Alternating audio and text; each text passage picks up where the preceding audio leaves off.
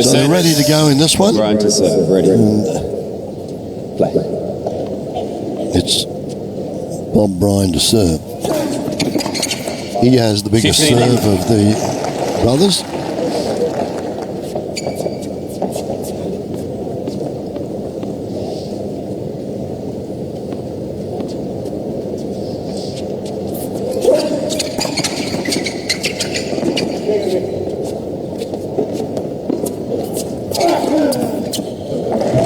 Well, the good thing for both of them is, although today it's a bit of an overcast, 30 love. they always have a opportunity to see where the sun is actually, and being left-handed and being right-handed, they can take good advantage of that.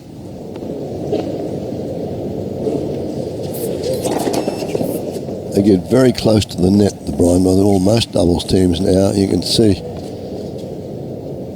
Mike at the net there. He'll move. There it is. He moves right in, right on top. So as soon as his brother serves and hears that click, he moves 2 steps 14. forward. That's why at times, if you've got somebody that can get their racket on the ball and play a good lob return, that's possibly one of the better returns against this team. 40 love. Brilliant backhand there from Garcia-Lopez. 40-15.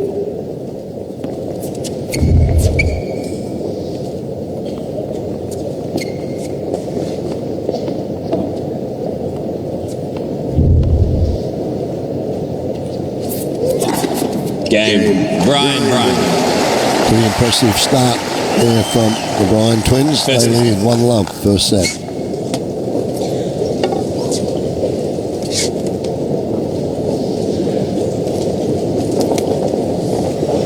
For the Bryans, it's always very important to put in a lot of returns. They don't have the best returns, but they make you play an awful lot. And if they start making you play a lot, they combine very well.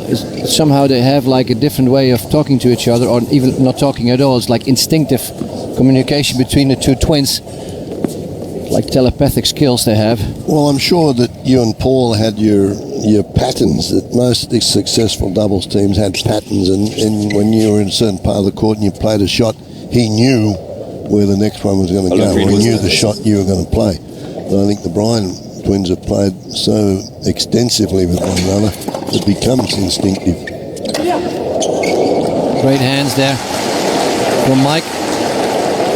Returned a little too high there. Love 15. From Bob, but his brother paid good attention there. A little bit fortunate, got a little behind him, but anything that gets up and you can't reach it is a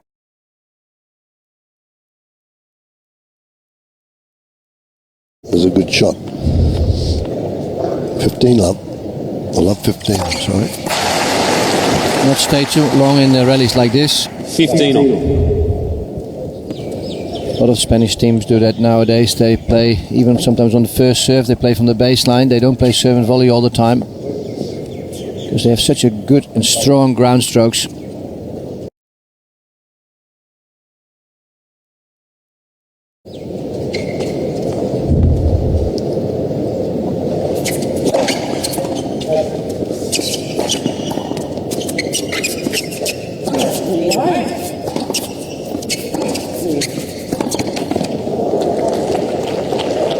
Mike Bryan's backhand return is more of a forearm jolt, isn't it? He just cracks it, and a lot of the times he'll go down the line, as we have at the good super slow-mo of Carreno Busta's serve, and what extension he gets.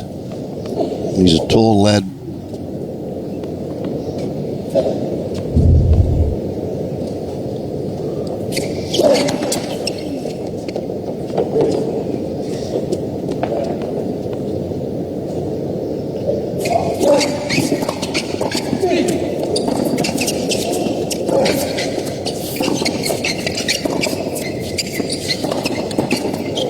It's twice already they go straight for Garcia-Lopez at the net, where they really don't have to.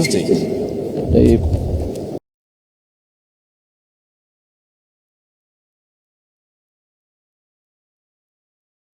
could have played it maybe more to the guy in the back and then try to go forward.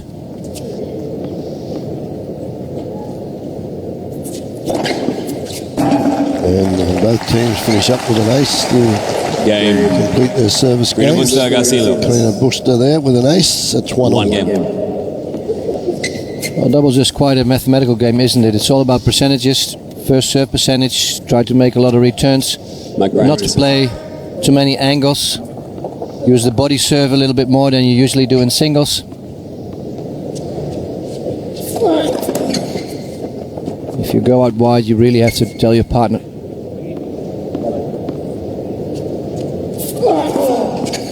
Love.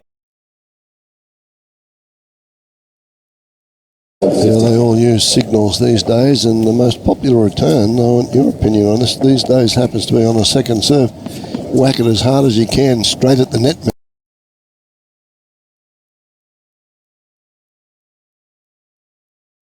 And so you got to be alert at the net a little bit more than we did in the old days with the wooden rackets.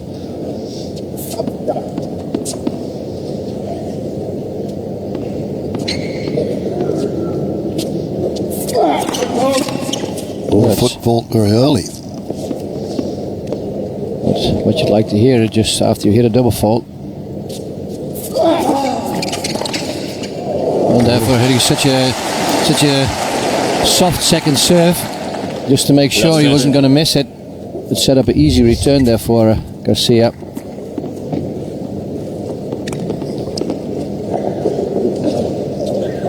Tougher shot to play is to hook that back down the line, but as I said, not much on the serve, so he's able to get around it and execute. Love 30.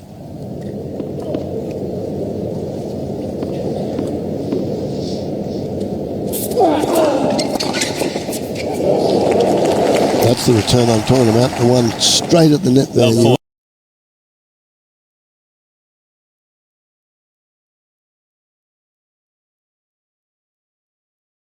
Really going to be alert, and that was off a first serve. Normally they have a habit of doing that off second deliveries, but down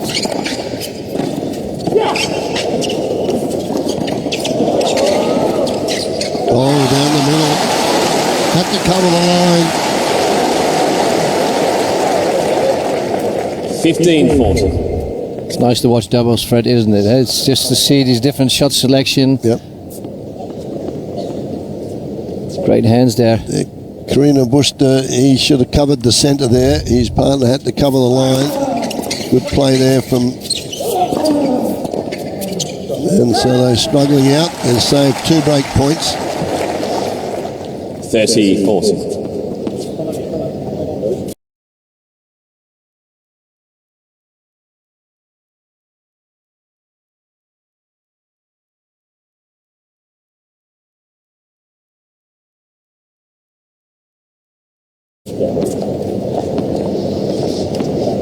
That's first serve.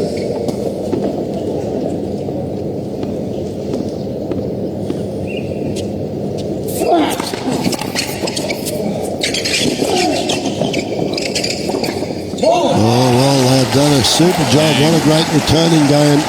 Carreno Busta, Garcia-Lopez. They break serve, lead 2 games to 1. Garcia-Lopez lead by 2 games to 1. That's why it's so difficult to play against 2 guys who've played a lot of singles. They meet a lot of the top players who serve way over 200 kilometers an hour, and they're used to that speed, so they have a good eye on that first serve. It's actually a pretty good first serve, body forehand, but that return just comes so fast. They close in well on the next. And actually, the Bryan's still doing well to defend it until this last forehand down the line.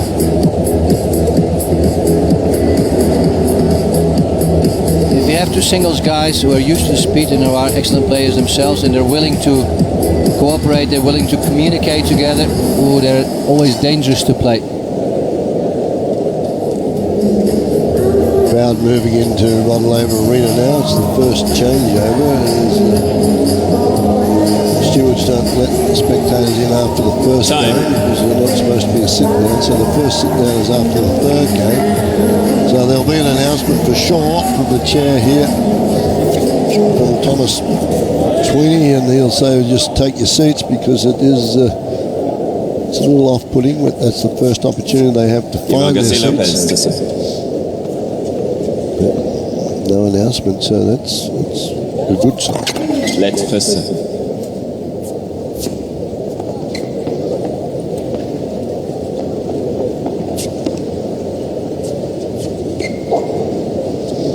Spaniards trying to consolidate the early break.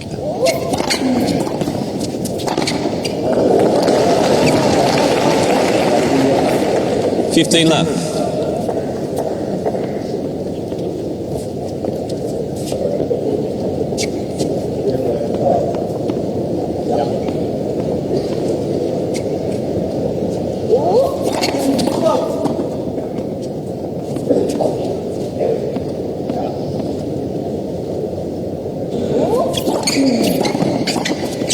That's great hands again. Good combination. Fred, maybe you know, why did the Bryan split with David McPherson in August 2016? He has been with them for such a long time. They maybe have a year and a half left in their career. Well, I think they decided, and it was a mutual respect, that they decided they were going to go through the Olympics and finish after the Olympics. That's the arrangement they made with David, who's still a very good friend. And he's now taken a coaching job at one of the colleges in the US, and so he's not travelling near as much. But still doing a little bit of coaching. But that was, it wasn't a bad thing. It wasn't from anything that went wrong, because they absolutely think that without David McPherson, they wouldn't have done what they've done. He was terrific with them. Good little doubles player, lefty. But they decided it was time, and obviously they must have known they were going to retire from Davis Cup competition after the Olympics, and they've announced that now. So they have a friend with one of the boys that travels with them now. They used to play with them in the juniors. And he basically is a coach and a hitting partner, just to give them a little bit of variety. So 3-1 now, the Spaniards in front in this opening set. When you're that close to the net, you can do all that stuff. You don't have to worry too much about it if it's above the net.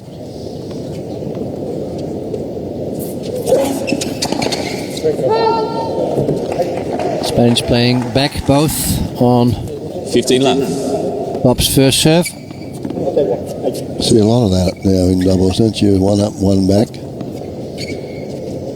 More so with the Europeans, the clay quarters. It's a lot easier to do on the clay than it is on a faster surface, I would think. 30 left.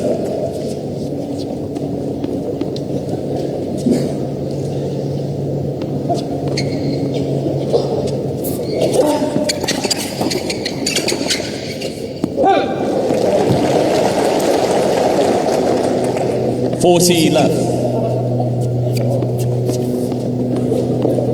40 love. Won his first service game to 15 to open the match up.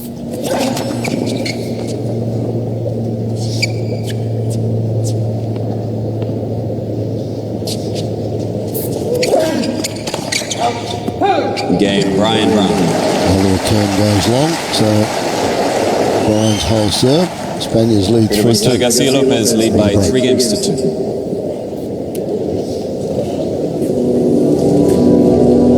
How about that innovation there with rather than the umbrellas, that's run on a pulley system or a weight system where the ball kids sort of lean it up and you can see where it joins there. They hold it up and it shades the players on the changeovers. I think they should do that in all the Grand Slams.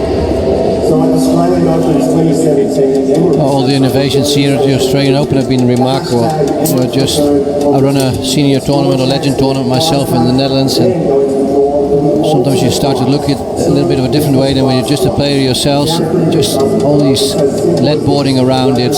They even have butler service here on Rod Laver Arena. You can get your selfie taken from cameras who are all around the court. You just go to the website and you punch in your seat number and they take a picture from you sitting in the stands. Can you believe it? Is that right? Running up with all that media stuff and that tweet and can't handle that. You young fellas can handle that. Oh, Australian Open has always been on the front edge of technology, I would say. They're pretty much leading of all 4 slams in that department. Well, we're very fortunate we have 3 show courts now with retractable roofs, and if you can remember 20 years ago when they had the first one, there was a little bit of discussion saying, well, that sometimes it's indoor and outdoor. Now basically for television, for the media, you need to have television rights and you need to have matches, so the roofs certainly help that. And we have 3 of them down here now, with Hisense and Margaret Court Arena being the newest one, and Rod Laver Arena.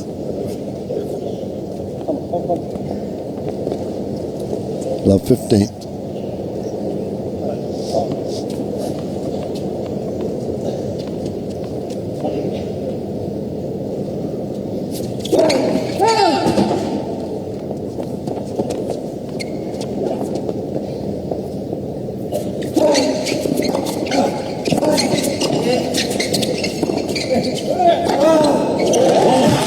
Well played there by Mike. Well, the Bryans are going to keep the Love pressure, 30. aren't they? They're going to keep moving forward. They don't stay too back. Their ground strokes are not as good as this fella's, but you can put pressure on that by coming in. It's tough now to get over the top of these boys.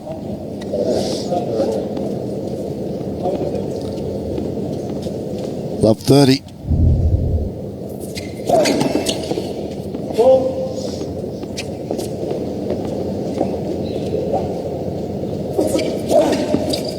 That's a great second serve. Risky at love 30, but felt like he had to do it. 15 You have 30. a lot of confidence in your second serve to go after that one, don't you? Never hesitated.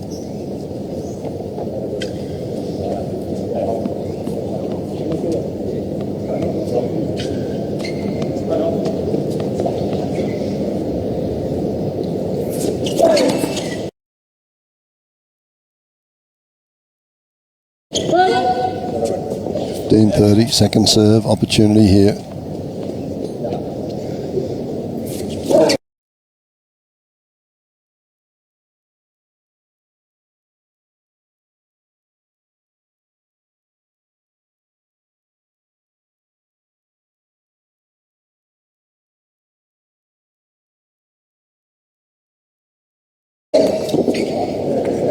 Well, from an ace on second serve to a double fault.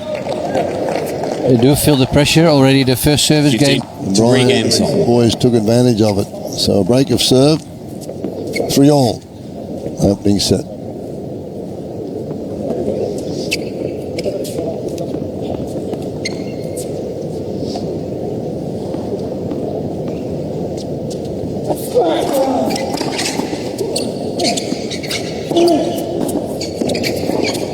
That's a great shot.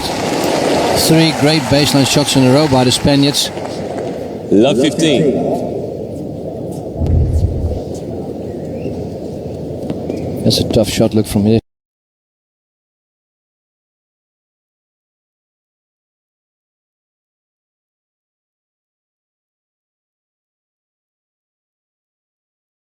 This angle. Right down the middle. Both brothers looking at it.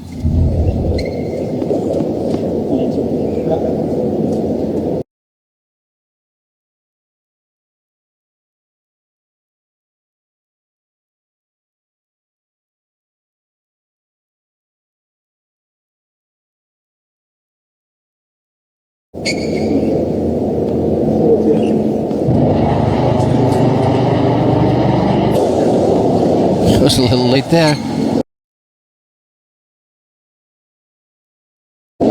Woof. That was so close to the... That's the first. I haven't seen that one when it's struck there and it gets caught. Great hands there. What an unbelievable volley there.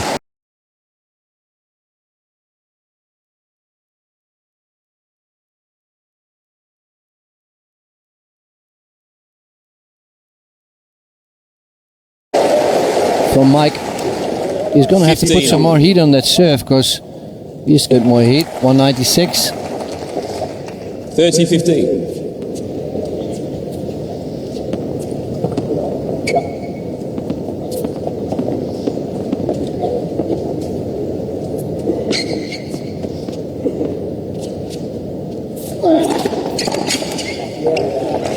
think if they just pump that first serve 40-15. hard to the body, whether it's a backhand side, forehand side, you have to be so accurate on your returns to hit a good cross-court return, especially if the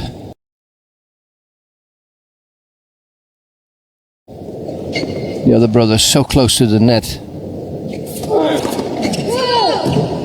going to be a challenge. Bryan, I challenge you to call on the right, far sideline. The ball scored out. Both Bryan boys have made over $14 million in prize money. That's on-court prize money, just with matches played. Game, Bryan. And so that one's called good. So they take the lead now in the opening set. That's New balls, please. hitting partner, Bryan friend, lead and by coach. 4 games to 3. And they lead 4-3.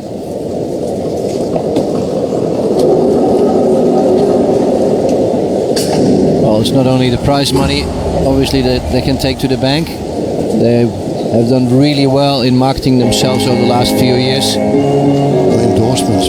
Great endorsements, money obviously for Davis Cup. Sometimes you get an appearance fee at some of the events that they play. Although for doubles, probably for the Bryans, yes, but for the doubles they don't play much appearance fees over the years. I can't recall that we ever got some. Maybe just to play in your home country. But they've been great role models, the Bryan boys, though. They do anything, they help with publicity. As you said, the change of grip on that backhand is the one that got stuck. He did well to dodge that, now he can't find it. Stuck in the umpire's grip. It's probably the first time that I ever saw it. I've seen that, yeah.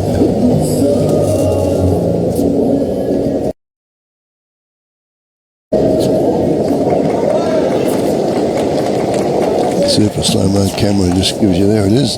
Come on, get it out of there. Well done. New balls, and that's etiquette now. It's not necessary, it's not obligatory to show the new balls, but it's etiquette in the sport.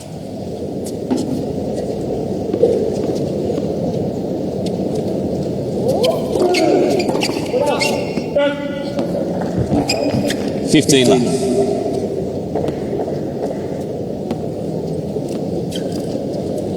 Bryan brothers' parents both played. Wayne played a little bit on the tour. He made a good job out of doing corporate clinics, particularly when the boys were growing up. And Kathy, the mother, Kathy Blake, she played on the tour when we played in the 60s and travelled around Europe. Was a very efficient player, obviously for the US. She doesn't like to watch the boys play too much, so it gets a bit nervous, I think.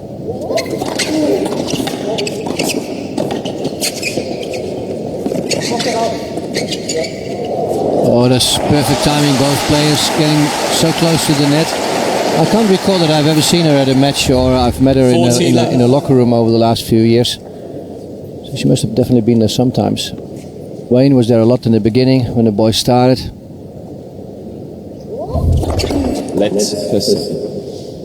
After a while you just get this habit, and the boys, they have their own family now. Yeah, exactly. Different responsibilities.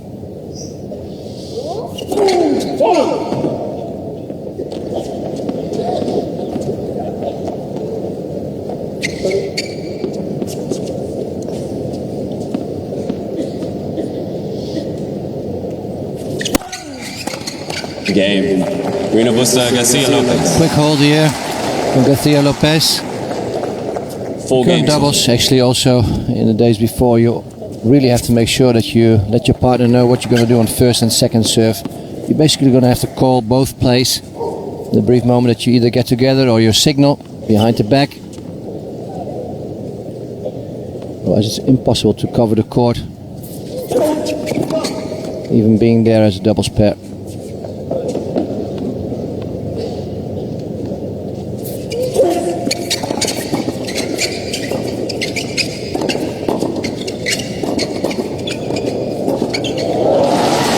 Tough to go through the Bryan brothers. They're both very tall and they defend very well off the volley. 15 left.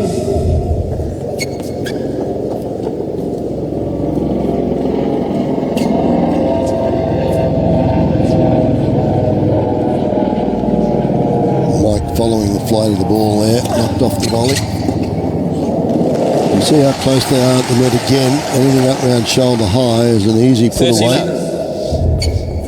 It's so difficult to control that chip lob that you were talking about. If it's coming at 196 at you. Yeah, you can't play it off first serve. No, very difficult.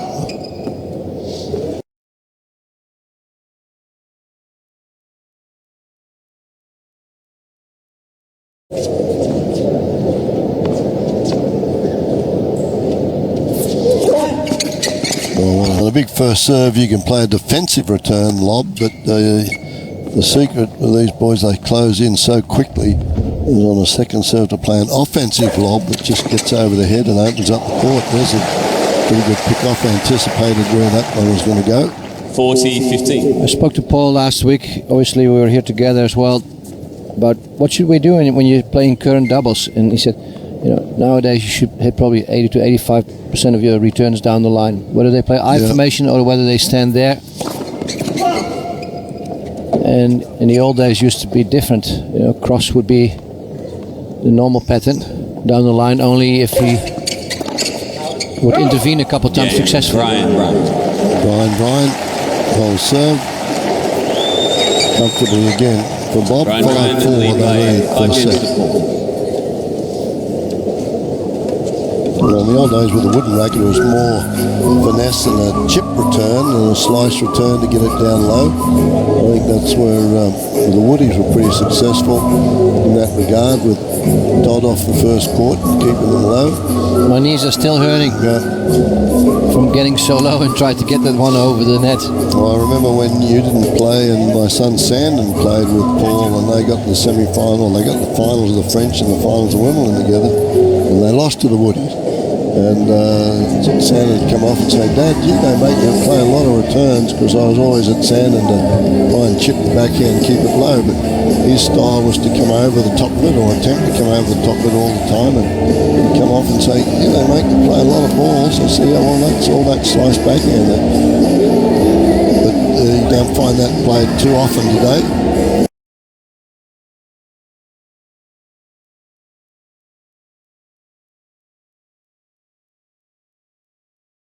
The Bryan brothers, it's a forearm jolt pretty much off their backhand.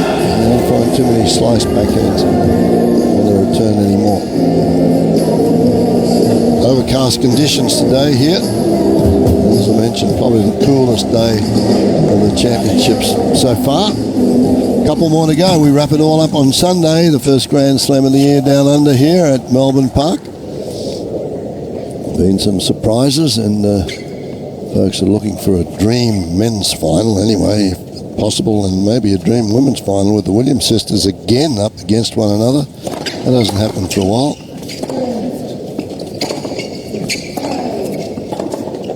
But there's a couple of matches to be played yet, and obviously folks would like to see a Nadal-Federer final, but there's a couple of tough semi-finals for those boys to come through yet.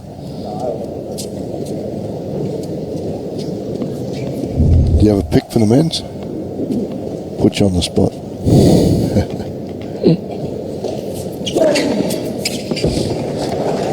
I think it's going to be tonight's winner who's going to win the tournament.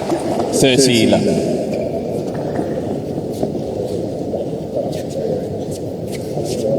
That's either Federer or Wawrinka.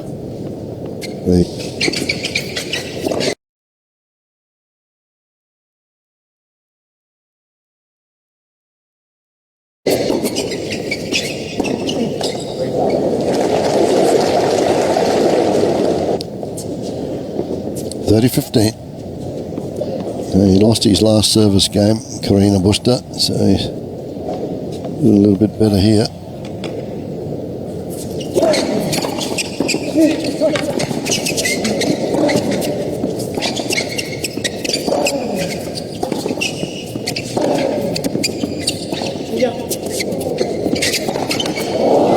It looked very athletic, but he missed.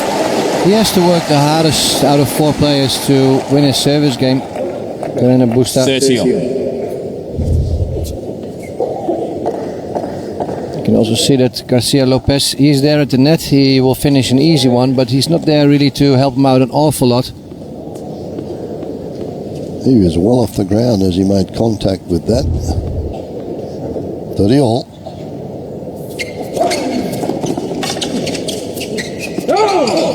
That's the offensive lob. Or defensive lob, I'm sorry, because he just threw that one up in the air, hoping it would go in deep to get them into the point. Game point.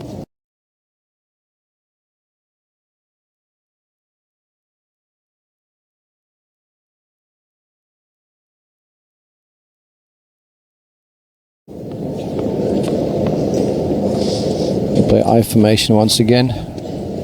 That guy is sitting in the middle. And from there they will choose whether they go to the right or they go to the left. And on second serve. Yeah, good close. Very much aware of the situation there. Garcia-Lopez waiting for his opportunity. Closed in. 5 games. It's 5 all. 31 minutes of play, and as often happens when you're playing explosive doubles like this, although we may be heading for the tie-break, this is the last point, and he needs to do a 360 to get back, just doesn't have time.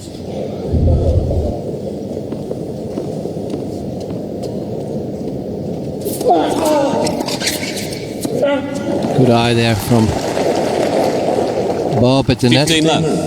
If you play so much doubles, you know where you are at all times, don't you? You just know where the lines are. If it's going to go long, just might go in. And if there's any doubt, you'd rather take it.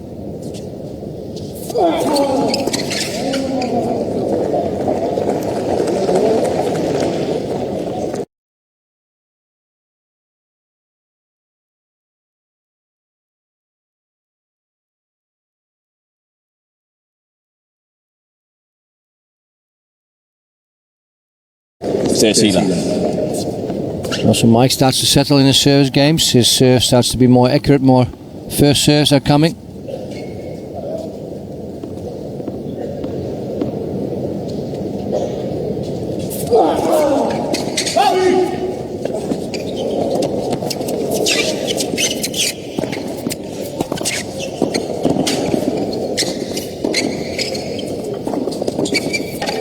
Oh, that's too bad. That second shot Mike hit after first retrieving that lob, and the way he put it down so low in the middle of the court, that's an excellent shot.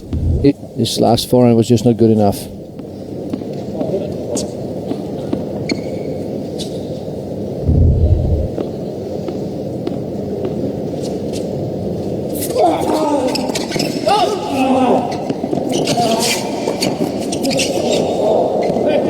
I would say almost similar thing, just this lob going over. Yeah, that's the best shot in my book against the Bryan brothers. They both close, so close in, but it's a difficult one off a first serve. This was off a first serve. You can see where Mike was, or Bob was, and Mike had to recover to go back and retrieve it and open the net up a little. 30 all.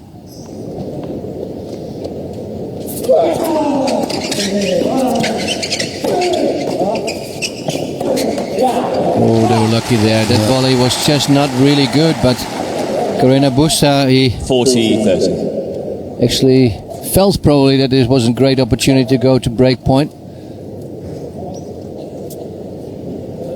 It was not a very relaxed backhand he hit there. No, he didn't go over the low part of the net. He tried to pull it across.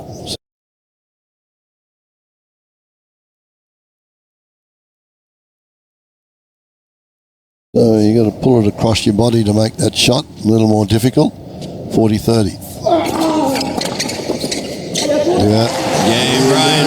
That's great awareness at the net there from Bob as he just bunted that volley over. So 6-5 first set.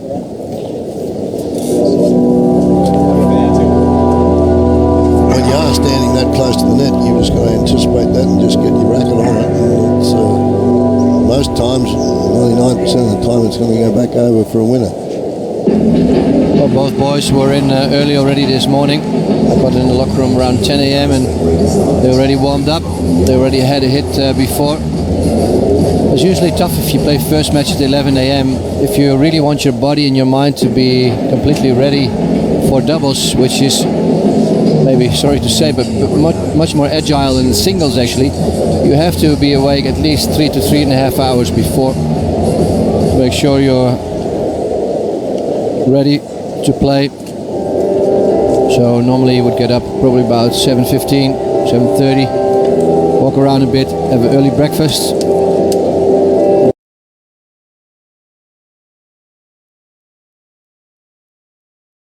Then slowly make your way over, get your racket sorted out. Time.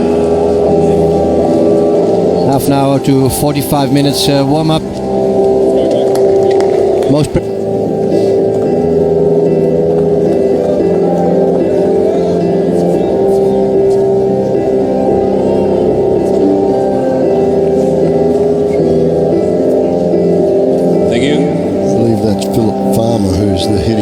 Now a good friend of the Bryan brothers, who's taken over not the coaching job but the hitting and organising bits and pieces for the Bryan brothers.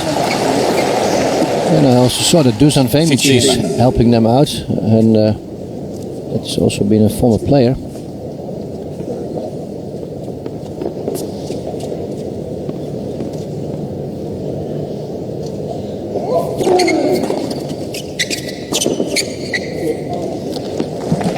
This one's heading for a tie break.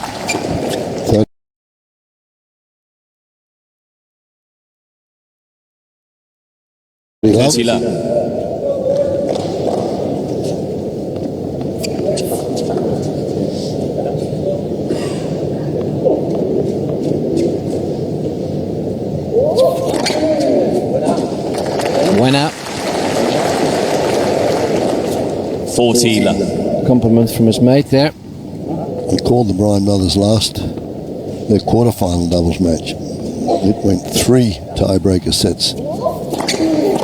Excellent tennis. Yes, well done. Pace of shot. 40-15. Well, in doubles you see tiebreak set now, 37 minutes played, so you'll be around 40 to 45. In singles, if it's a tiebreak like that, usually it's close to an hour. Oh, he missed that one right on top of the net. One of the few that 40, you see missed from that close. It clipped the net. Oh yeah, it hit the net, that's the reason. Clipped the net on the way through. And out those things, do they? I don't think. It happens.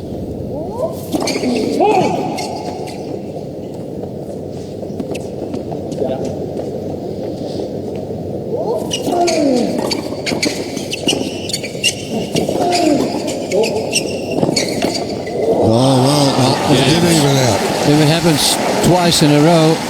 Carreno Busta, Garcia-Lopez. But now, luckily 6 for games old tiebreak. the Spaniards, both teams receive one did additional. even out. I mean, the boys, they have to play so low over the net, so close to the lines to find a gap, you know, to hit that ball. So you see it happening more in doubles than in singles. 6-all. Tie break, first to reach 7 with a margin of 2.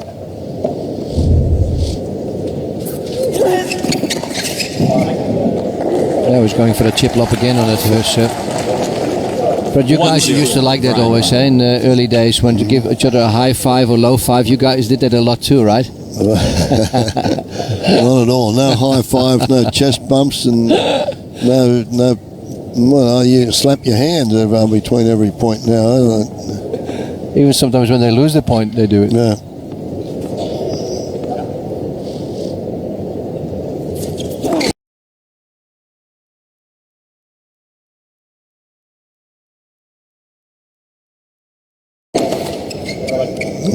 Carreno Busta serving from the other end of the court, where he threw in the first set was from the far end, and another double fault. That's been pretty costly for him.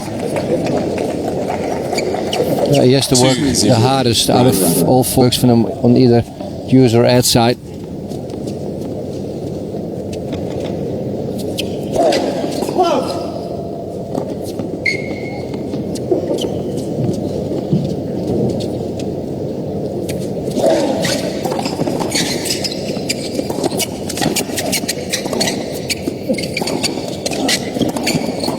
Bad point there from Carreno Busta. Once his partner made the volley, it is absolutely obligatory that he goes to the net. And he elected to come back. Garcia, he should have maybe, I wouldn't say finished that first forehand volley. He should have done more with it. And the Bryans got back in play. But it's tough, and when you're switching all the time, you don't have set points. You maybe start to startle yourself a little bit.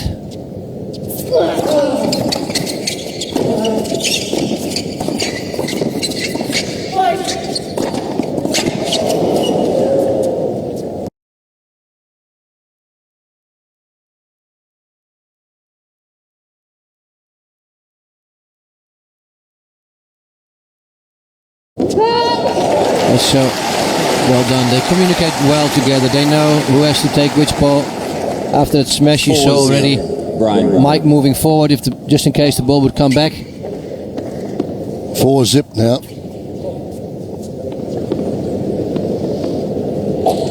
They have so many set plays that they're not in. He had a couple of cracks to Bob there, and he just reflects them back. So 5-love now. 5-0. Bryan.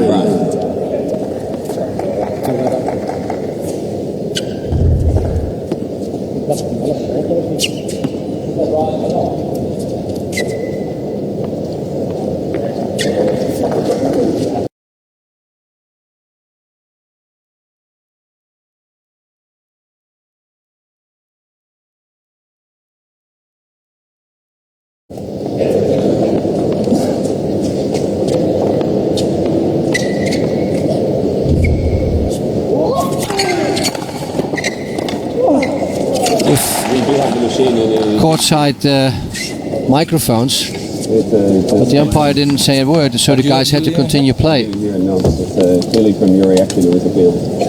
Yeah, that's the perfect way to describe it. Clearly from your reaction, there was a net serve. But the Bryans weren't going to say much. They had a good return of it. And it's given them 6 set points.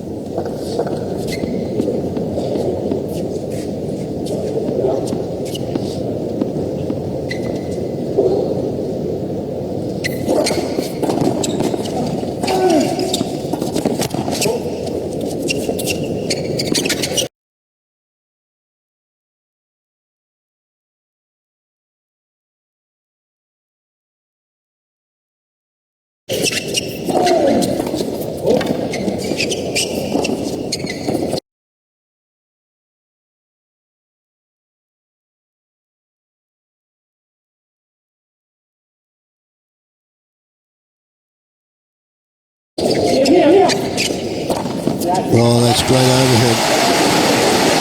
Close set, but then a blowout in this tiebreak. $5. 7 games to 6. Seeded 3 here. They win the opening set 7-6 in 43 minutes. Always take a bit of a comfort break now. They obviously lots of liquid.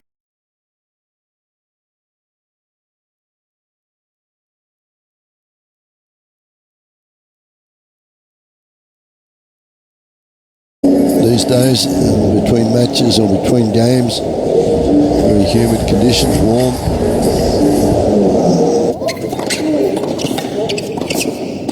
Some of the highlights from the opening set. See how close the Bryans were in that point. And there again, on top of the net.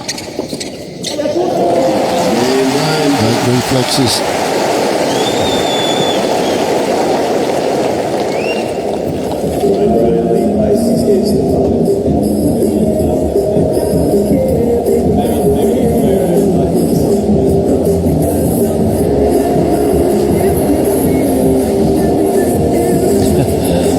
I just heard one of the Bryans say when he walked on court, yeah, maybe I just need to wear a diaper or something like that so he doesn't have to go off court. That's actually funny.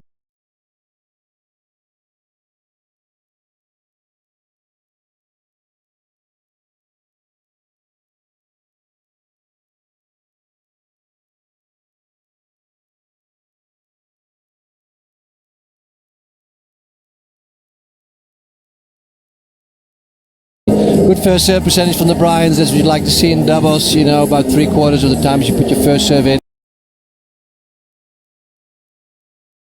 You don't have to hit that many aces as long as you're beginning. You've got his groove towards the latter stages of the first set. Spanish team hit more winners, 24-18, but committed more unforced errors, and it was 15 left.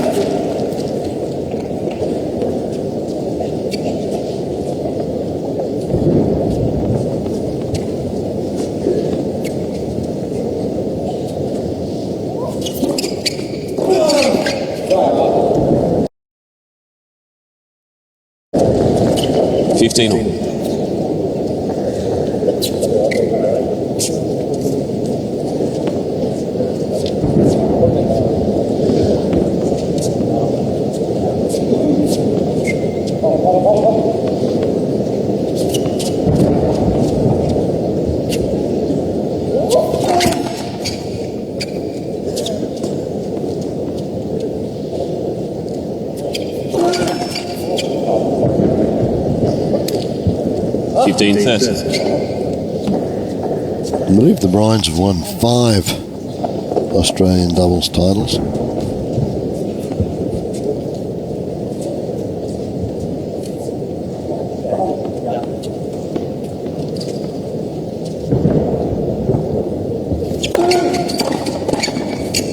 Maybe 6, but in 2013...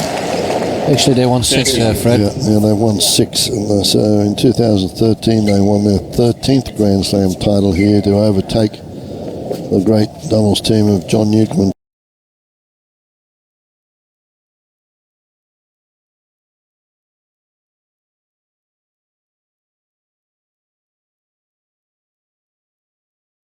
Tony Roach.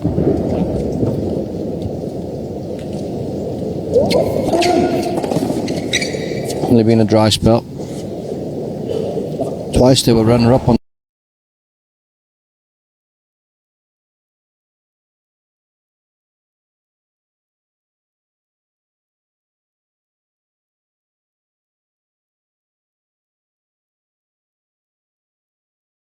the clay. It's actually surprising that they been the closest to winning there. Watch this. Oh, this is it. He's right there. Thank you. Eye on the ball. Look at this beautiful slow-mo action right in the middle of the frame, right in the middle of the racket.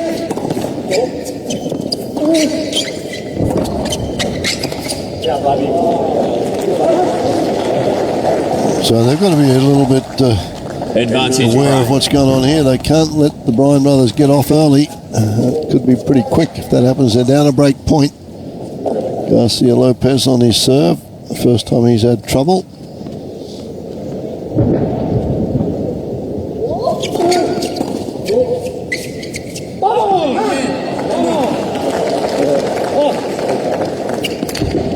Jeez.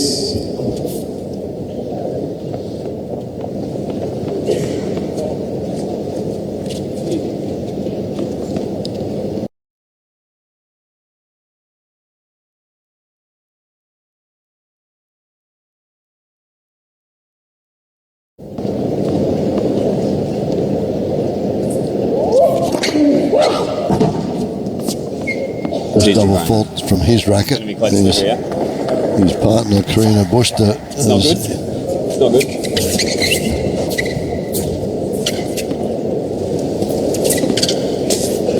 Guys, this side's bad. You've got more of a roof on that side, but this side's pretty bad. So, testing out things here. The line's a little slippery. It's starting to rain. Yep. Unfortunate, so saying it's a little slippery, and that caused him to serve the double fault and go down a break point. I'll call it in. We'll see what does. It's a tough moment to come back after this rain delay. I assume they will close the roof unless they don't expect any more rain after this. Well, you never tell in Melbourne. A little bit of rain, and it could go on for ages, or the sun could be out shortly. So I think they would have to close the roof. You can see the roof. You can see the drops there, and not so much the court, It's the paint on the Ladies and line. gentlemen, It's some just a light bit of rain a has very been light rain. We hope it stops soon, and we will continue shortly. Thank you. Well, if they expect it to stop soon, then you know it's an outdoor event, Fred, so you can't close the roof that quickly. You just have to hopefully Well, they have to see make it go that over decision. quickly. Yeah, they have to make that decision, but it certainly takes time to close the roof as well. So the boys have to, the referee makes the decision whether they stay out there on court or go back to the locker room. Well, they've put these matches on, you know, at 11 a.m. That's not without a reason. Normally, you know, if there's a doubles match, even if it's going to be a long 3 sets match, it will be max 2 hour 15, and they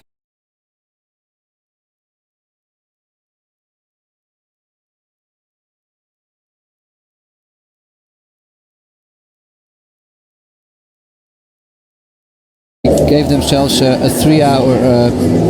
They want that to be delayed because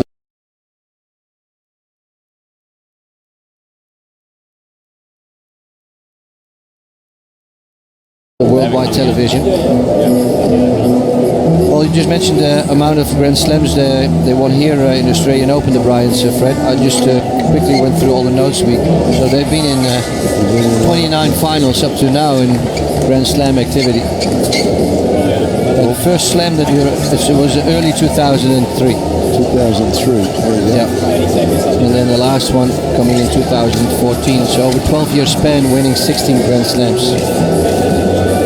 Well, the working bees, they're on now, and look at the ball kids doing a super job there. As we said, it's just a very light sprinkle. The Bryans are out there ready to go, but the ball kids come on and they've cleaned the lines. They've tried to dry the lines out. You saw a bunch of towels out there doing the job, trying to get the moisture off the lines. It's not the problem it's not the court. It is the line become a little bit slippery, but Garcia-Lopez was the first to bring that to their attention because he slipped, or claimed he slipped when he served that double fault. But that put them in a hole. They're down a break point. This is the second break point of his service game here. Opening game of the second set.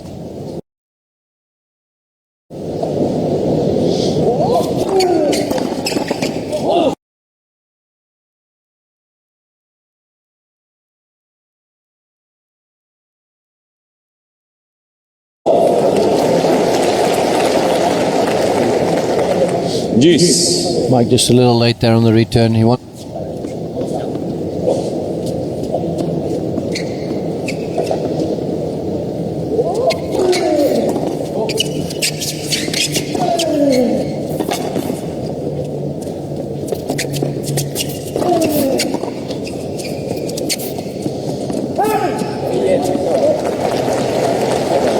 Bryan brothers starting to play a few lob returns. Advantage, Garcia-Lopez.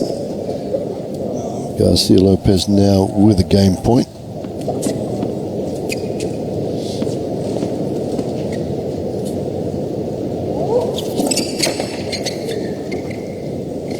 .111. Boy. That's probably the slowest mix-up I've ever seen in men's doubles.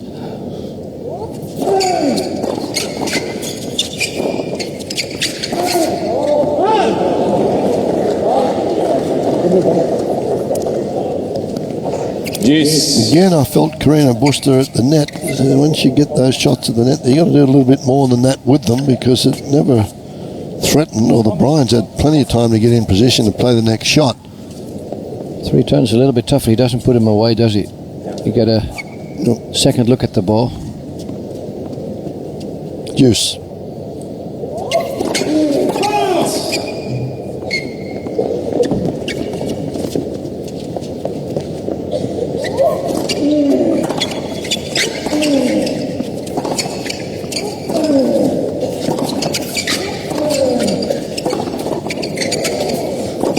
Same here again. Yeah, he gets punished for it. His volleys are just not good enough. There you see the difference between two guys who are excellent tennis players, but not natural volleyers, you know. And with Bryan Bros, just the opposite.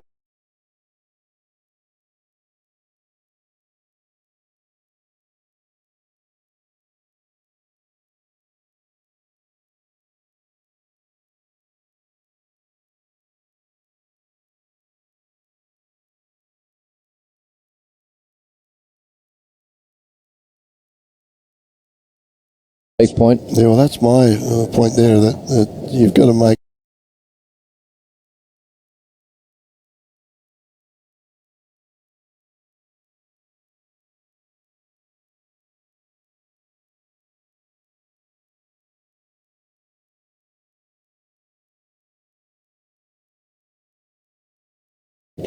particularly if somebody is not going to come in and serve and box. Let's. First one down the middle. That guy, pay attention, make a fake. There's that lob return again.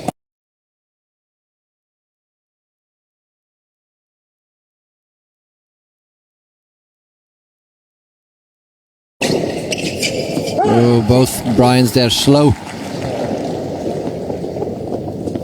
One there. That's the first real mix-up. We've seen both Bryan brothers wanting that volley.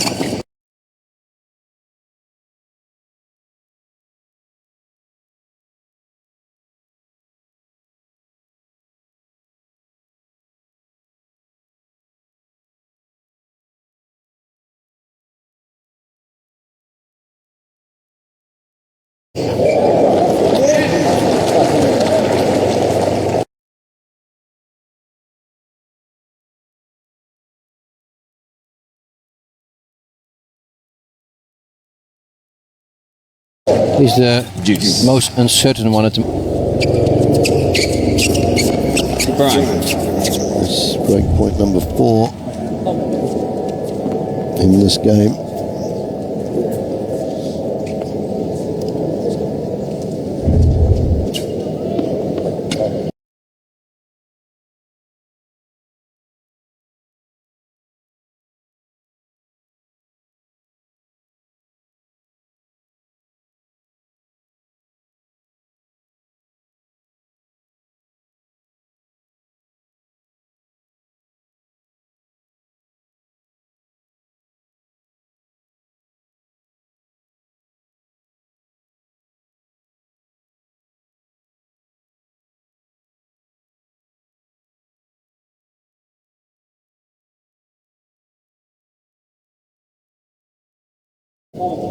long talk.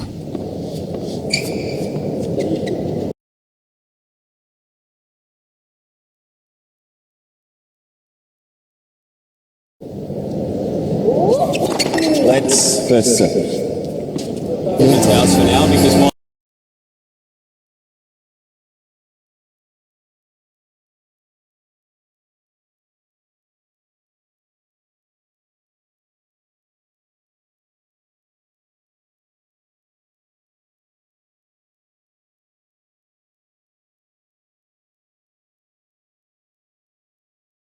It's still coming down, but it's not going to do anything.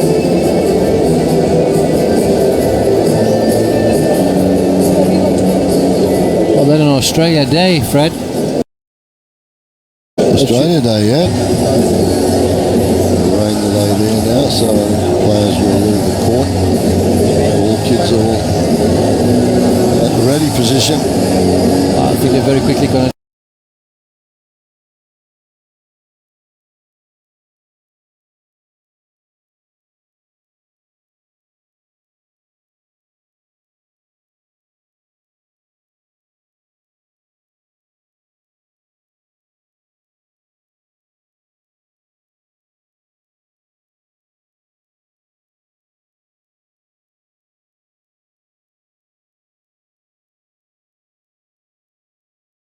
Decide upon the roof, and hopefully they'll keep the player clear. There wasn't it.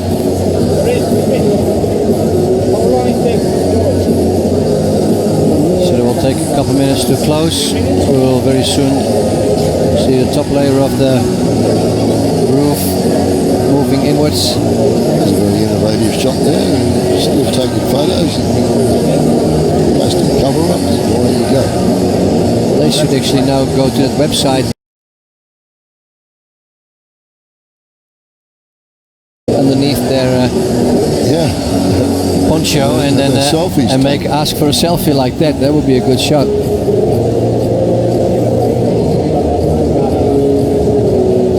Well, the teams cleaning again. What a great job they are doing. Not so much that they're just cleaning the court like that, but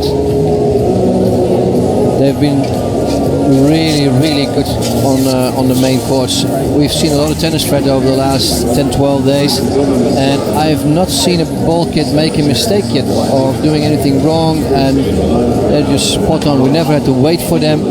Our ball kids in all the Grand Slams train, and they come in weeks before and they spend hours in different teams and all their shifts. But we always used to say, well, the ball kids are great when you really don't notice them. You got the balls, as you mentioned. There's no waiting around, no hesitation with what they do, and I think with all the Grand Slams. But also the kids. I was a ball boy. I think I know whether you were, but a lot of the Australians started off as ball kids out there with the tournaments, respective state tournaments, and then you graduated to playing in the juniors, and then you did a little bit more. Well, the players are going to leave the courts briefly. They're going to move out maybe just to the nearest locker room, and the roof, it will take a few minutes to close, then probably to put the air conditioning on, wait for the court to dry. So the Bryan brothers signalling to their coach to come into the locker room or come down. They are permitted to do that now.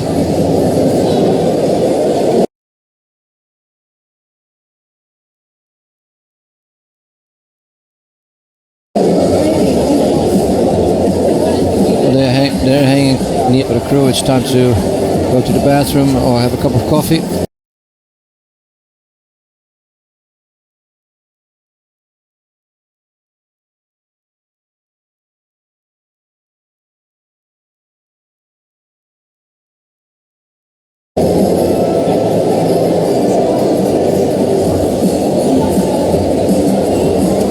That's the Bryan brothers, what he's had in London for many a year.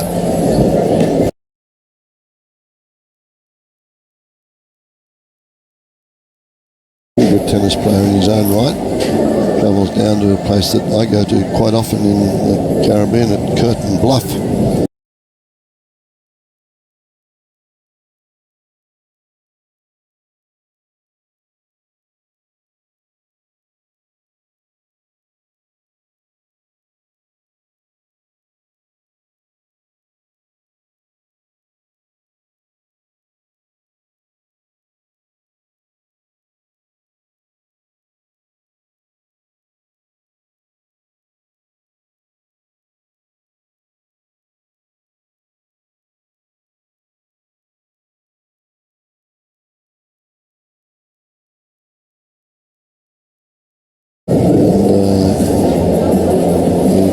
His tennis and has got to know the Bryan boys for a number of years, and has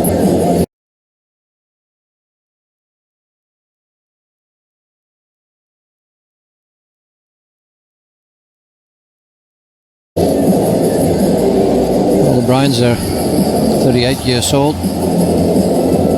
Remember that one of my last years, I think it was like 97, I think. I had a chance to play with them, playing along.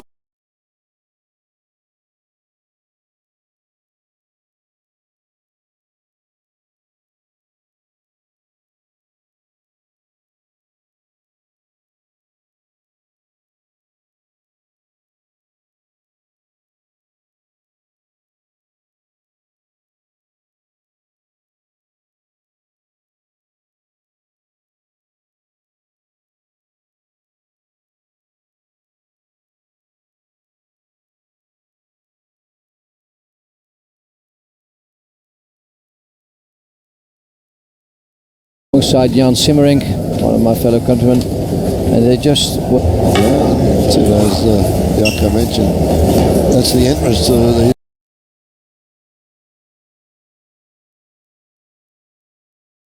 You just got to walk down the steps there, you can see the security guard. Well, you have this camera right at you, so you can't talk to each other, but you don't want to talk out too loud either, do you? No, just in case this gets broadcasted somewhere in the player lounge area or the locker room, and your other coach is going to listen. Oh, they're going to go down to your forehand a little bit more now. Oh, well, maybe you might get a bit hacked off. or something, and the camera's there, and the media sends those things all around the world in a matter of seconds these days.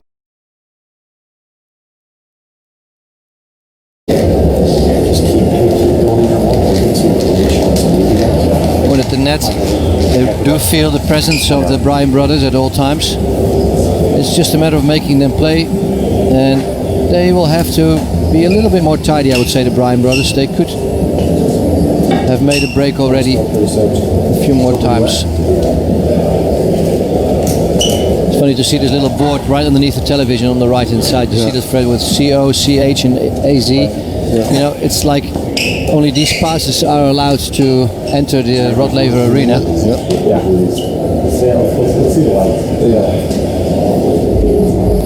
Well, Rafa doing a bit of soccer there, together with Carlos Moya. Little touch game.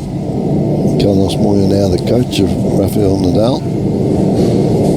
Uncle Tony there watching. Whoever gets the closest. They have these things, you know, with a bit of superstition. Rafa plays this game, same table, every day he plays before his match. Roger has also certain patterns he in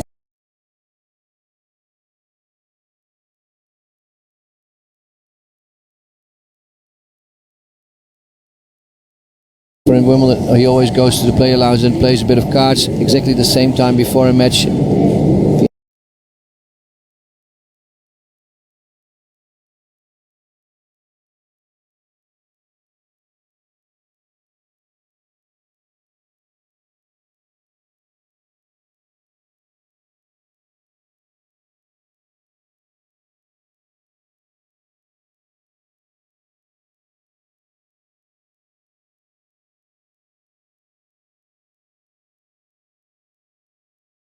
He knows the direct time and he's going to go back into the locker room.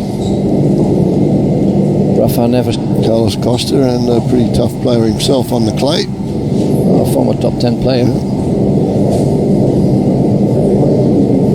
Well, now you can do these kind of games in this area. This is the area where the players have to report before they go on court. It's the practice courts desk.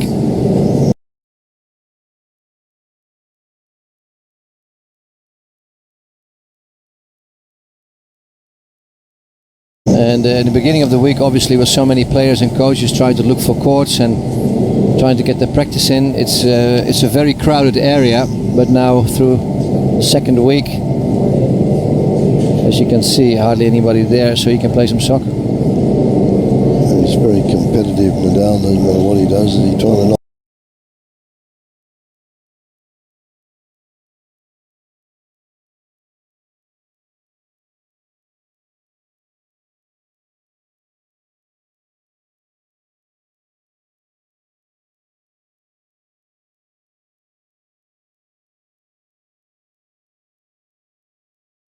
That one out of the way. He is. Yeah.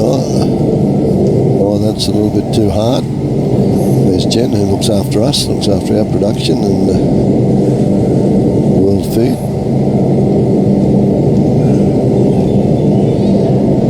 Carlos wants to change the rules.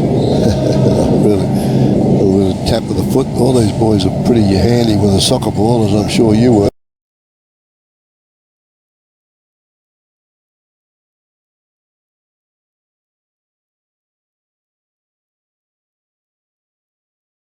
Well, I know you were. All the Europeans. Different sport then on men's doubles in tennis. Marvellous what you have to do in a rain delay. There's the rackets already there. This will be tough to beat. I think it's going to be Uncle Tony who's going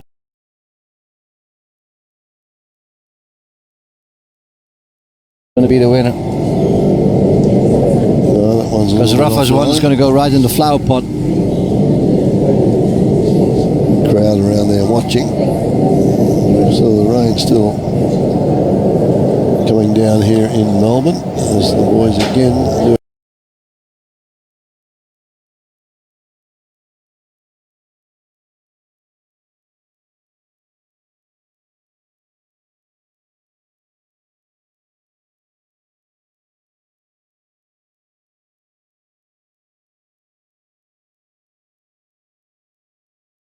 Doing their stretches up and down the stairs.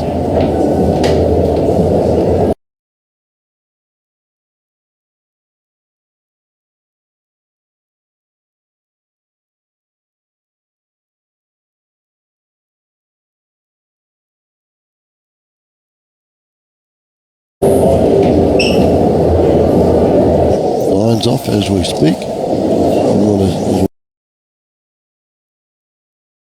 As we mentioned, what a super job they've done. But Is longer than you eventually get up to a 5-minute warm-up again. I don't think will be the case right now. yeah, it's 3 minutes if it's up to 20 minutes, and then after 20 minutes it's a 5-minute warm-up. They have to keep the roof closed now for the duration of this.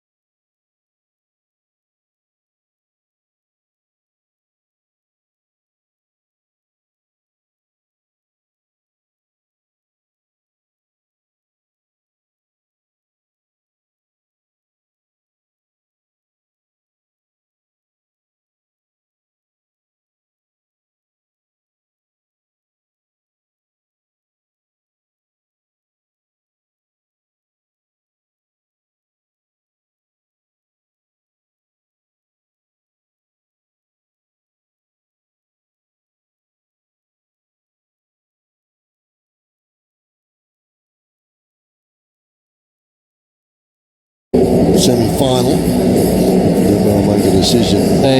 300 to 400 meters out of the normal premises, so it's a lot of places now where you can get your tickets, or to get scanned or to get checked, so it will give a much better flow for people coming into the grounds. And they had many coming to the grounds, didn't they, Fred, in the first days? They were, I think, quite pleased with the spectators. Broke attendance records for the first week. Second week not so good because of the weather, days like today. But they also have a kids area now that you bring the kids along and they get tired of the tennis. You can go out. They've got Lego and they've got painting.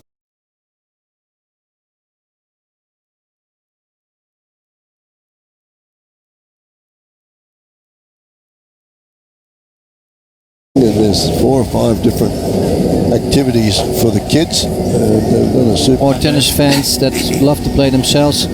Carreno Busta is just having a smile. That's the way to go forward from here. You just have to go out there and enjoy. We're getting a little too much into getting out of trouble and thinking on how to solve the service games.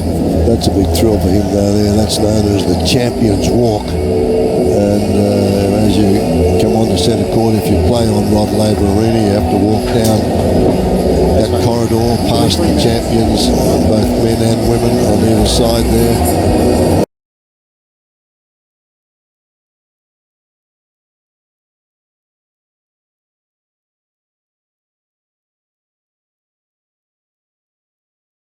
It's a huge thrill for these boys to get out there and compete against the Bryan brothers. I mentioned earlier they don't combine that well because they haven't played a lot together. But it takes time to do that before you agree. Well, 15 minutes have passed, as you can see, 17 minutes, so they do have a few balls to warm up, and actually the roof is not completely closed. You can still see in the middle of the court that there's some extra light coming in. It's just at the moment the sunshine.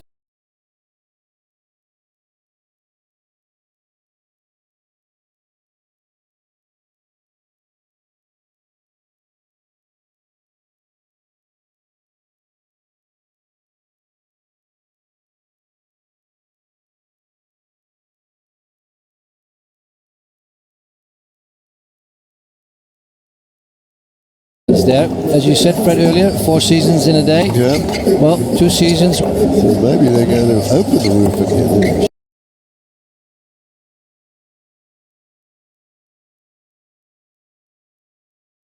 Shadows really indicate indication there. Oh, it is actually open. Stop. Maybe the forecast has changed, so they're now going to open it right back up again.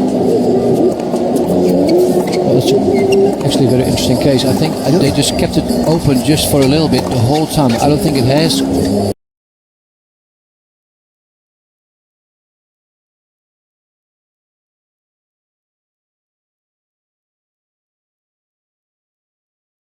Been completely closed, so that leaves them some options, so they can still continue. The sun comes out. Yeah. It's all right if it stays overcast, but now you've got that one patch there with the sun, and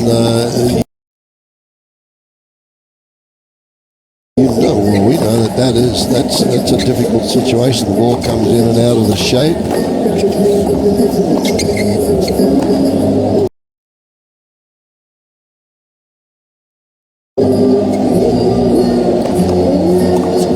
So they've stayed flexible. They've done.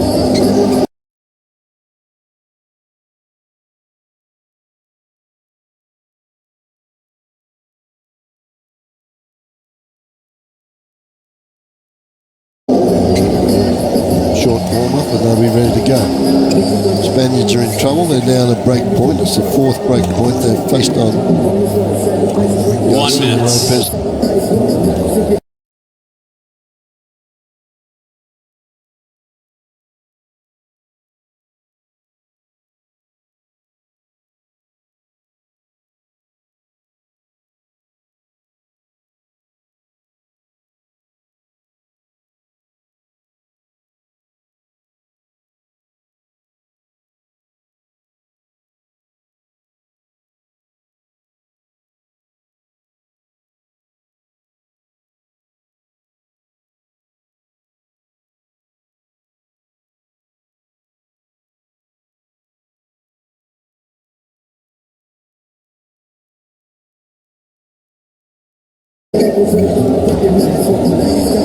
Well, they'd like to get started now. First set took 44.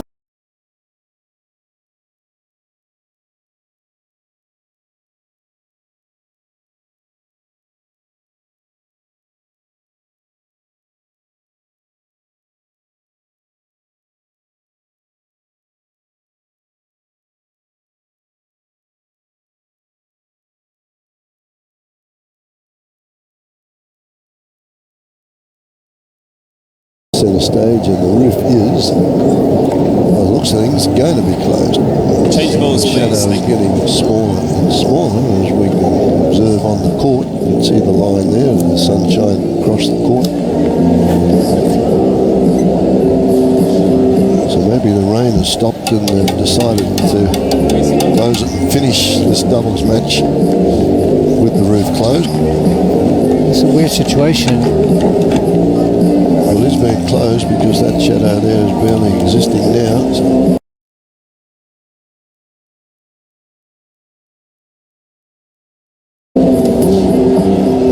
So the last point's been 21, just on 22 minutes. Let's just have a little bit of a narrow. No, it's going to close completely now. Yeah, it's done. Now it There is. you go.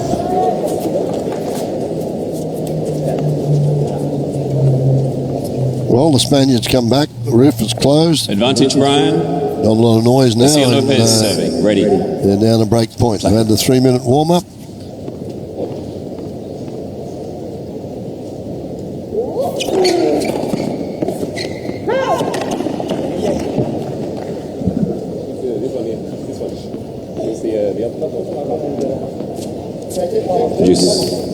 You waited for the ball to land out here, guys. But you looked and then you waited for the ball to. No, it was for me it was the one that went. Discussion again on the first point. For me it was the one that went through the line.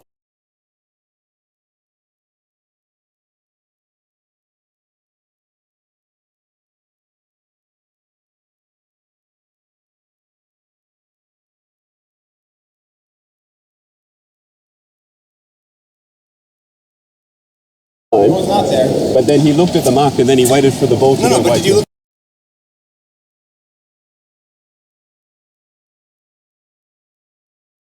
at me? Did you look at me? But, I wasn't playing it. So then you have to make sure. Back there, that's what they are. They're back at ad again.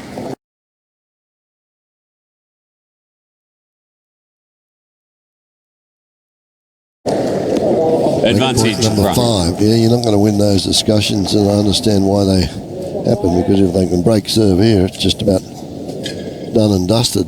Well, it gives them a pretty good opportunity. Another look at the second serve.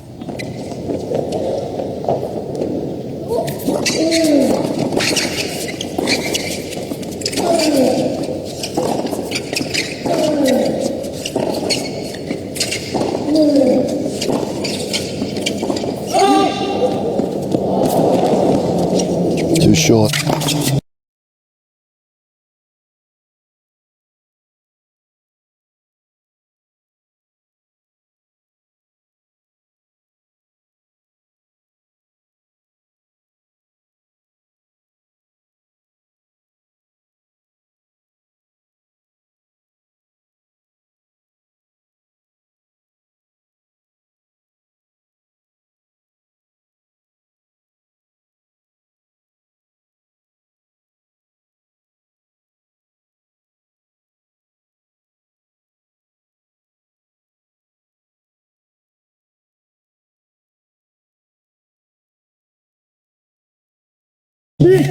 That's an unbelievable lot there from Garcia-Lopez.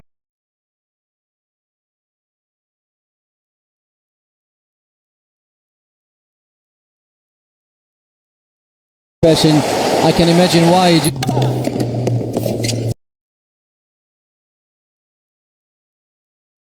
The perfect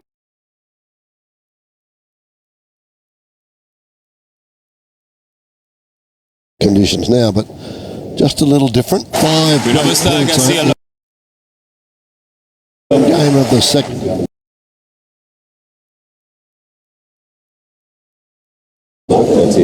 Talking about the first point played after the rainy Let day. us challenge on those point ending ones where I stop. I'm not playing it. If you say the word challenge, then it'll be a lot easier for me to know at what point you've challenged. Bob trying to calm down his brother by saying, have to "Come on, say that mate, you have to just stop in a way that is very stop talking now. Be pumped." The way they're playing, they are the team who has the momentum. They're in control, and they just should not forget what they've been doing so far, and they'll be okay. Also, to them, it means an awful lot to be able to win the 17th Grand Slam at this stage in their career. Yeah. So they want to have that break so badly.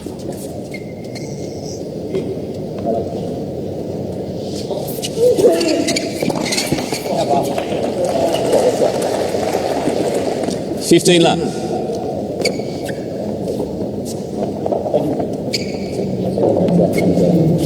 In the beginning, I had some trouble looking at the boys, the way they played. Right now, they're a bit more mellow. They're not as aggressive anymore on the court, and I'm such a huge fan of the Bryan brothers, I must say. Just pace of shot there. He played the angle right on top of the net, but couldn't control 15 it. on. The pace of shot took that wide. Flew off the edge of the racket.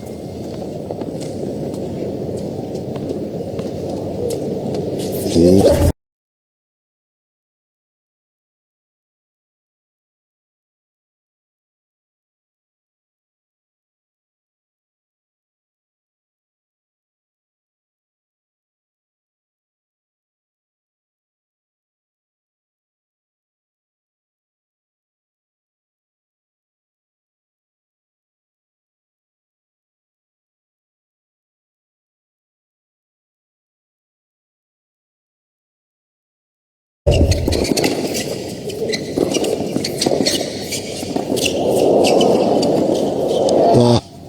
High formation, hands open. Just serve out wide, probably.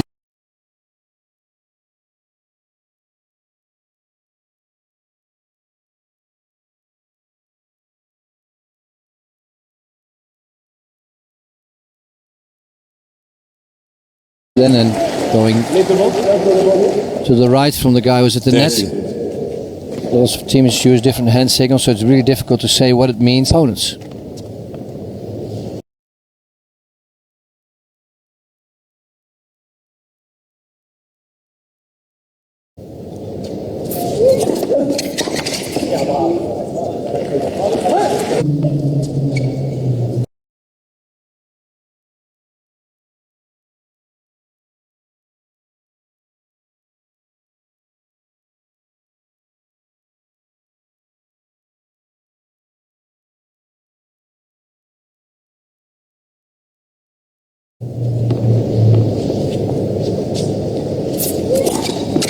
Picture was good.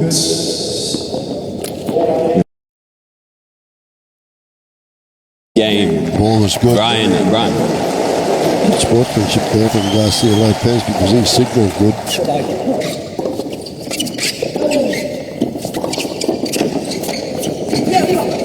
It was well done. Because this is exactly what you're talking about for these set patterns where you know what your mate's going to do in this case. 15. He knew Bob was going to go down the line on that second forehand. And look at Mike. He's already moving in. He knew.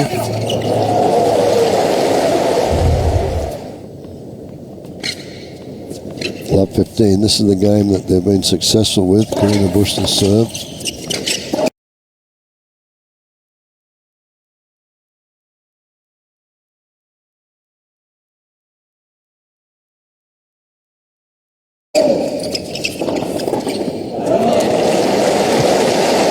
Garcia-Lopez sitting on that.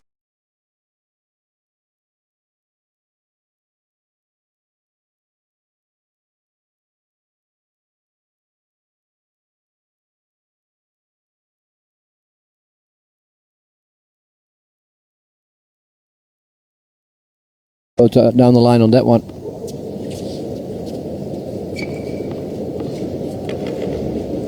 They don't poach anymore after that. They try to do it maybe on the first serve where you don't know whether he's going to go to the right or to the left, but real poaching, you hardly see it.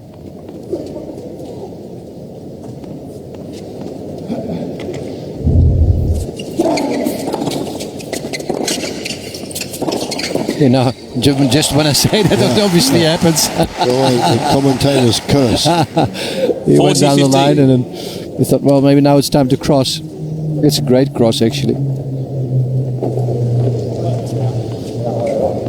40-15.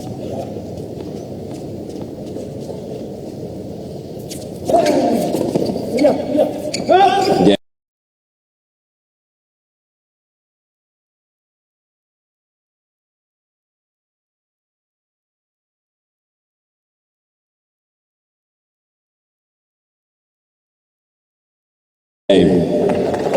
Carreno Busta, Garcia-Lopez. Spaniards hold. 2 games. Americans are just a little bit more effective there. There's such a small things in doubles, just a few points here and there that's going to make the difference. But to be able to convert those few points here and there, you have to keep pushing already for quite some time before that's really going to be a fact.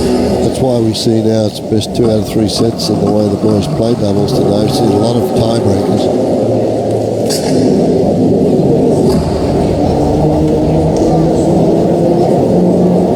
Bryan brothers had an opportunity early as we have a look at the skyline and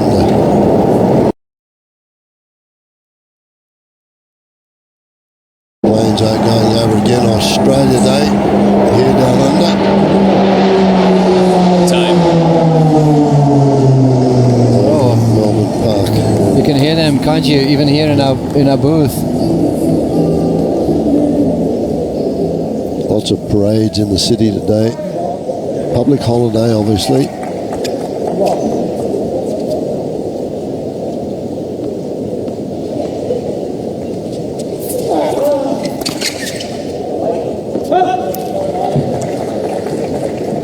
$15 left.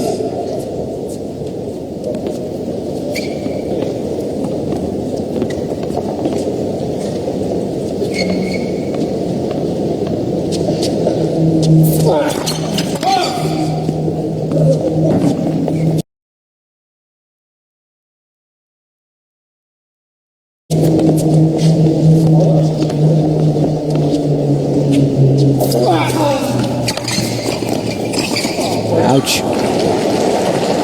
Guys, did he turn around? 15 on. It's going to hit. My brothers would have done exactly the same. That's the spot to go direct. 30-15. And usually what you prefer is always to go to the shoulder of the arm that they're playing with, because that's the most difficult spot to keep your racket in front of you. Tough to get the racket into that position, isn't it? 30-15.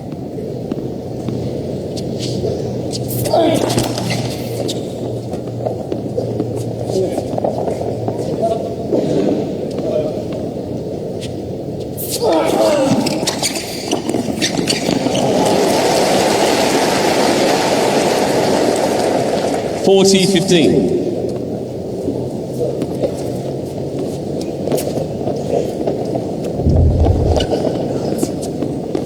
Great fake there at the net already from Bob. Pretending like he was going to cross and then...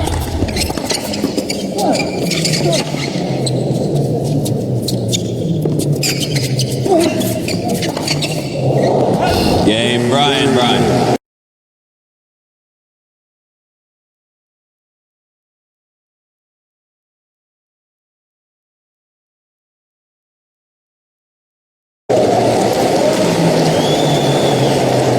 Bryan brothers hold. 2-all. 2 game.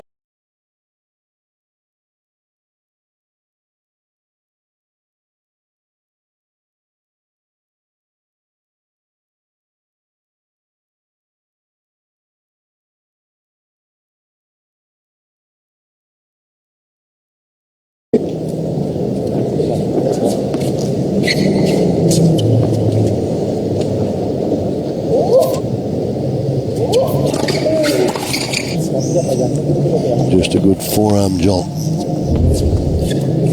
It is short backswing and just not a very big follow through. Didn't try and tee off on it. Yes, the coach is happy.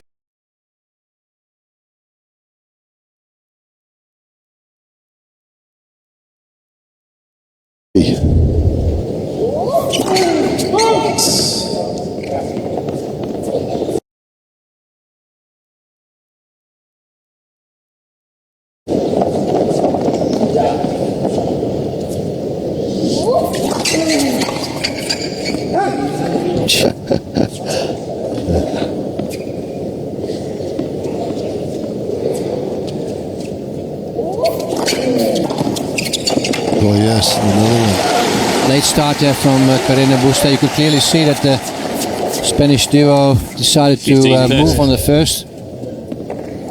And Bob on that return actually saw Garcia move to the left a little bit and therefore hit his return cross court like that. It's not an easy return. You see how small the gap is from this angle.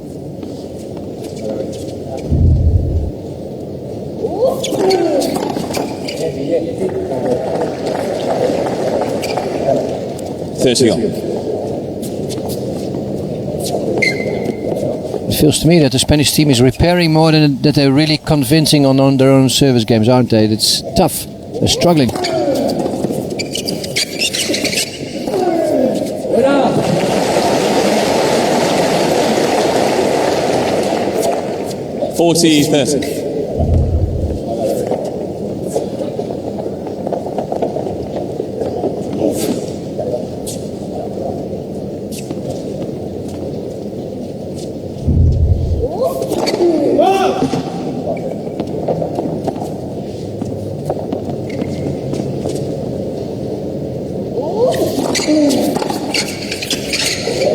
Was good.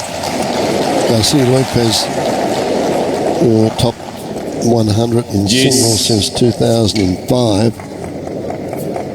Well, he decided to play a fair bit of doubles the last few years.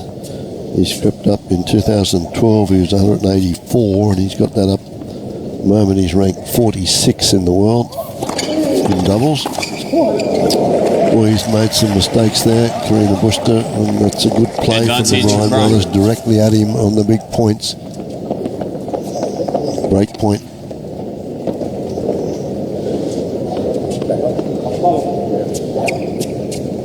It's been Bob that's been making the returns. Mike's due for one.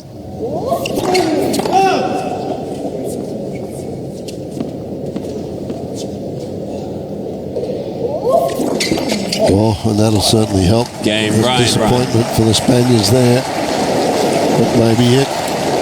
Break in. Bryan lead by 3 games to 2. They lead a set in 3-2.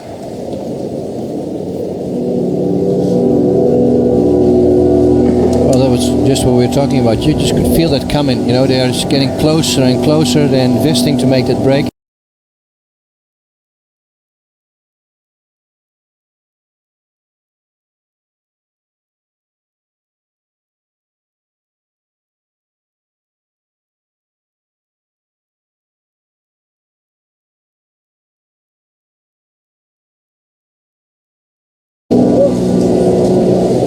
Not really able to do so yet, but now they are up 7-6 and 3-2.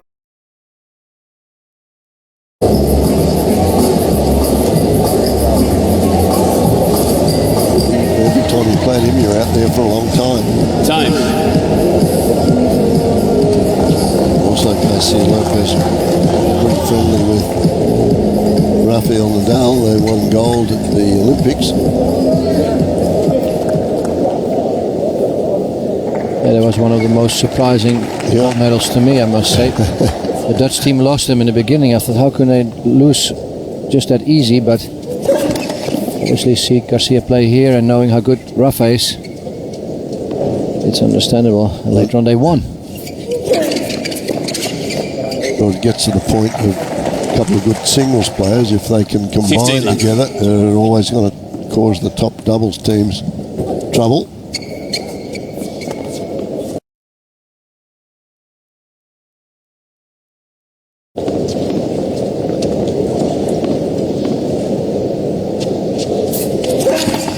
But having said that,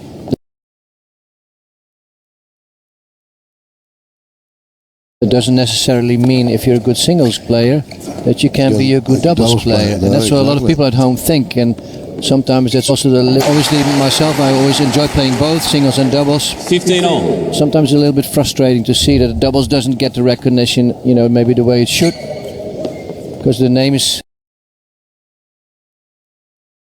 are not always as familiar for the big crowd. That's why it's so great we're showing this match on TV. Job for the Bryan twins here is to hold serve, consolidate the situation, put it at 4-2. That just builds match pressure on their opponents.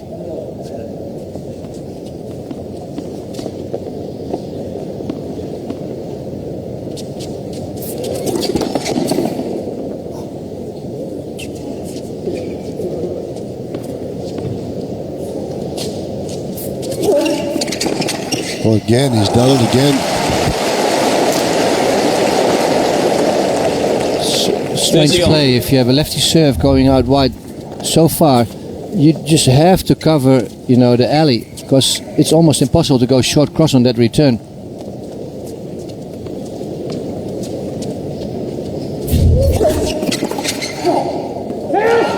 I tell you, Carreno Busta is not keeping up with the level of the other three.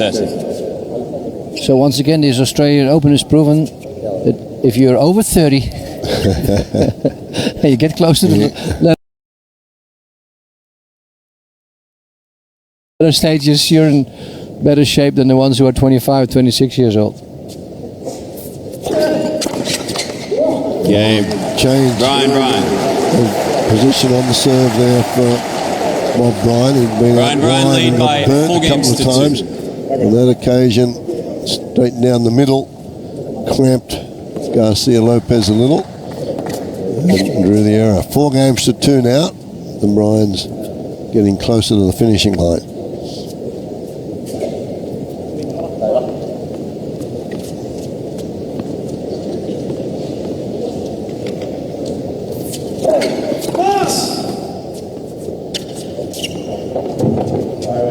Peace.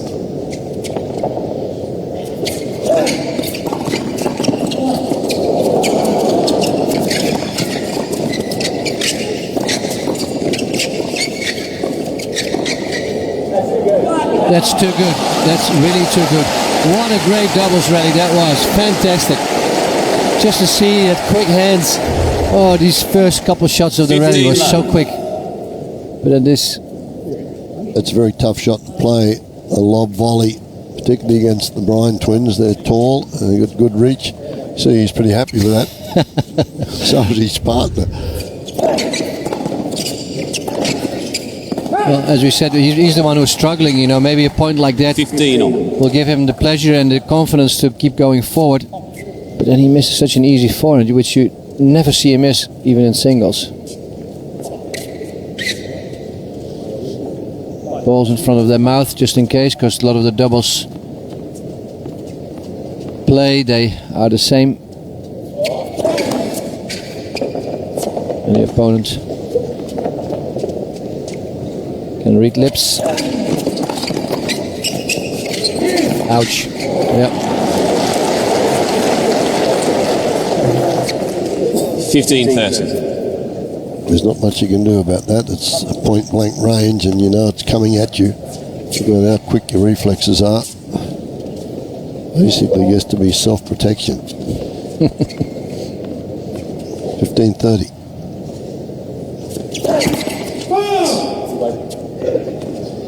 Tough second serve. 15-30 down a break.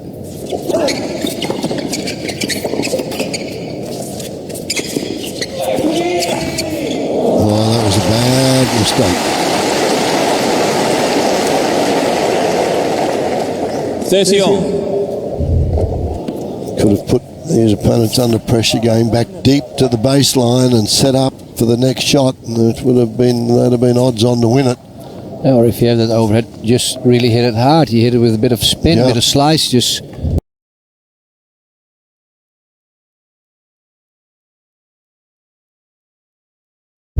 kill the guy at the net. Well, I think the Spaniards, they just have to...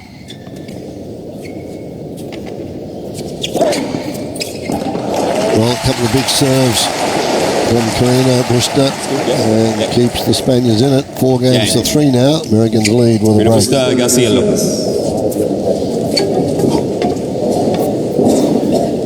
Bryan lead by 4 games to 3.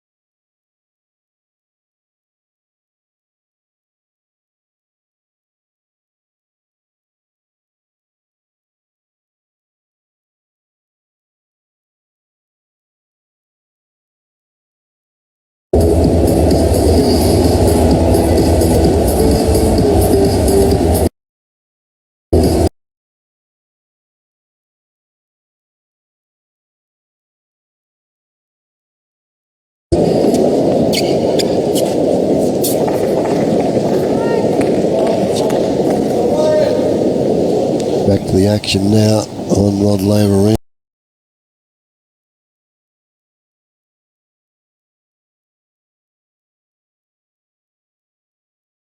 With the roof closed because of the weather that's come through. At the net, they defend very well at the net. And they have been a little bit more positive on the volley throughout this match than the Spaniards. Lex, first serve.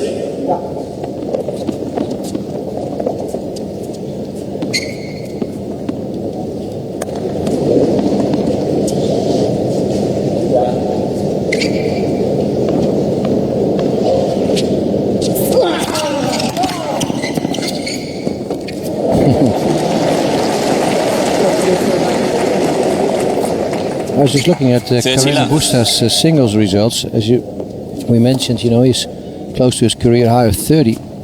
Australian Open, he's lost 3 times first round in singles. And also at Wimbledon, he has lost 3 times he played in first round. And the tournament where he had his best results was not on Roland Garros, but on US Open on Harts. Where he got in the last 3 years that he played the Slam main draws, he never lost in the first round.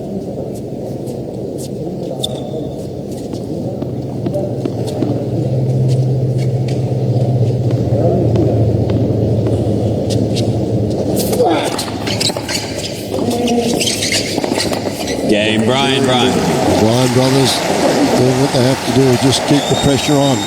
It's now 5 games to 3. Bryan lead by 5 games to 3.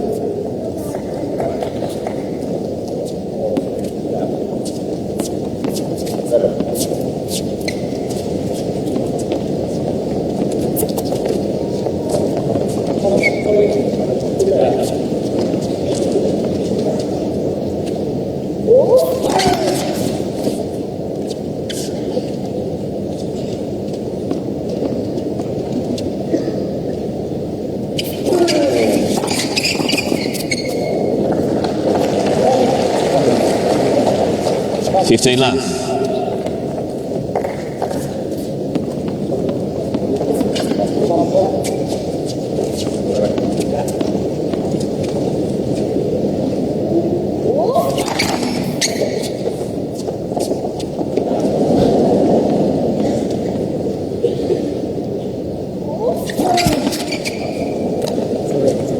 Fifteen on.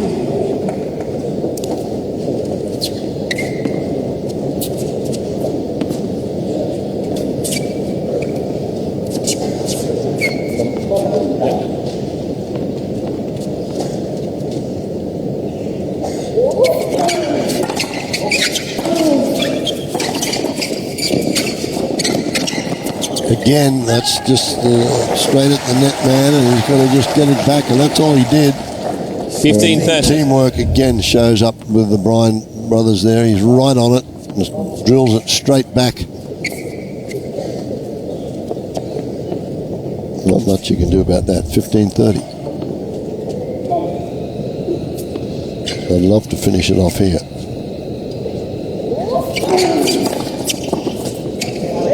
That's good hands. It's an important point to win. 30 on. But he is going to have to work at his reflexes in his hands a little bit more, Carreno Busta, if he wants to be better in doubles, if he wants to get his ranking going into the 20s.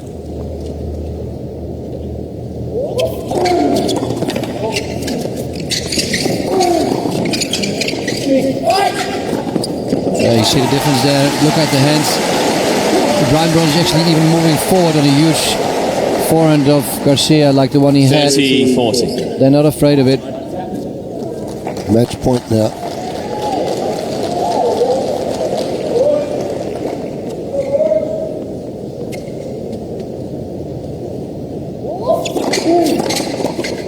That'll do it. Game, set, match. Drill straight at the net man. I mentioned earlier, that's the popular term these days. That's where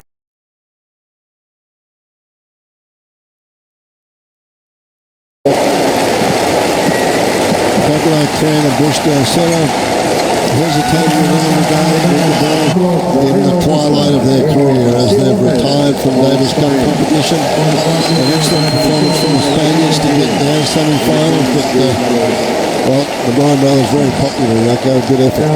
That was definitely a good effort. They eventually knew how to create a difference between Garcia-Lopez and Carreno Busta, and you could definitely see that the younger one there, Carreno Busta, was struggling in this match. He was not very comfortable at the net. He had difficulty putting the ball away. His hands were a little slower than the other three.